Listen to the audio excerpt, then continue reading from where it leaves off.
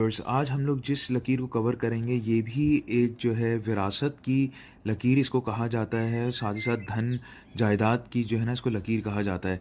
ये देखने के लिए जो है हमें दो उंगलियों के बीच में एक लकीर बनती है, एक जो शम्स की उंगली और दूसरी जो है तारत की उंगली के बीच जो है लकीर बनती है, ये जो है धन की लकीर कहा जाता है, विरासत की लकीर। मगर इसके लिए ज़रूरी ये है कि अगर आप एक्टिव हैंड है, मिसाल के तौर पे अगर आपका राइट एक्टिव हैंड है तो आपको उल्टे हाथ में देखना होगा।